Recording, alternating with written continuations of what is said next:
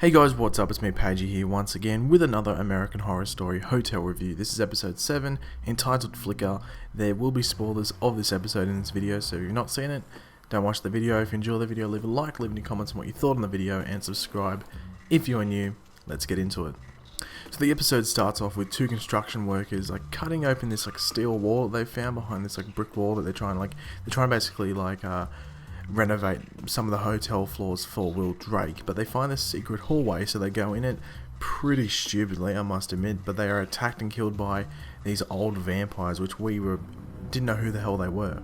Meanwhile, we follow on from what happened to John at the end of it, last episode. He actually admits himself to a health clinic to help himself with his mental health, and we find out that he went back to the police district and tried to get back on the case. Actually had to fight with his only friend that he had, which was his partner. Now we go back to this secret hallway where Elizabeth comes across it, and she seems to be really scared of the thought of whatever was in the secret hallways, because she thinks she knew everything that was in this hotel and she had no idea about this secret hallway, so it actually scares her that she doesn't know about something in this hotel.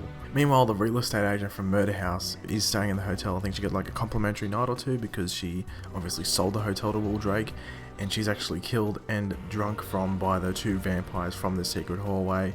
We get a glimpse of who they could be, but we don't find properly until towards the end of the episode, which I'll talk about later. We then get a flashback to 1925, where Elizabeth is actually an extra in this movie, and we meet Rudolph Valentino, who's played by Finn Wittrock, who actually plays Tristan as well as in the show. So was this a reason why the Countess was attracted to Tristan, because he reminded her of Rudolph?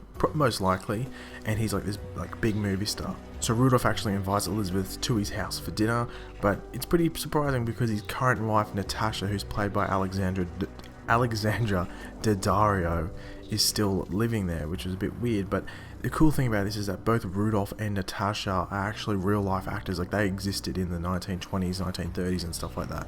Now Mr. March holds a party where Elizabeth attends, and it's meant to be this prestigious party where only the elite are invited, I guess, and it is there that she actually finds out that Rudolph has died in New York, which makes her suicidal, and she tries to commit suicide, but Mr. March actually stops her, and they begin a bit of a relationship, I guess. So Elizabeth, obviously missing Rudolph, actually visits Rudolph's grave, but she finds out that he actually faked his death and is still alive and frolicking around with Natasha.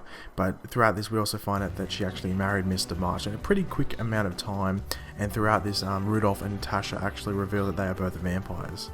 Now we come back to John, who gets his way into this restricted area of the health clinic because he finds out that someone involved with the Ten Commandment killings is actually being held there, but he finds the accomplice of the Ten Commandments killer instead, and it's actually a young girl.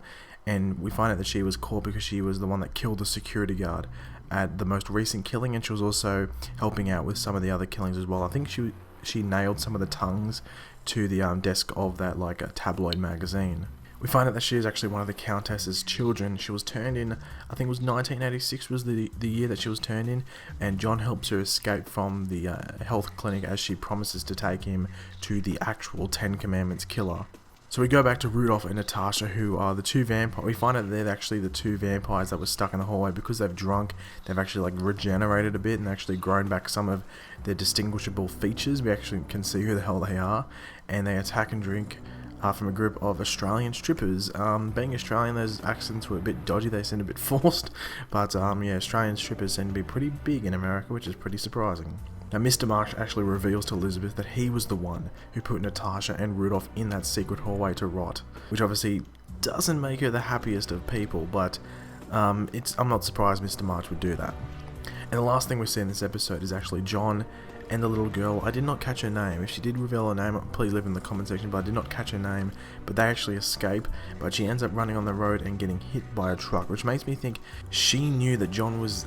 there's been a massive rumor that John is actually the Ten Commandments killer, and I'm starting to think that it is true. The past 3 or 4 episodes, I guess, it's becoming a bit too obvious that he's a Ten Commandments killer, so he might not end up being it, but I think the little girl knew something and might have some connection with John, so we're going to have to wait to see how that plays out. But it's really interesting that she decided to just, run on the road and get hit by a frickin' truck.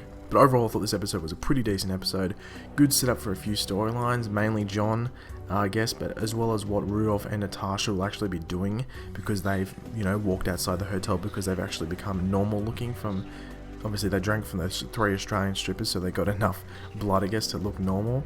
And it's going to be interesting to see how the Countess will actually confront them and to see what she would do. But they didn't talk about the school children at all, so they need to sort of catch up and talk about that, because you think those little kids would have spread the vampire virus around a bit. So they're going to have to confront that, as well as Natasha and Rudolph, to see what they do.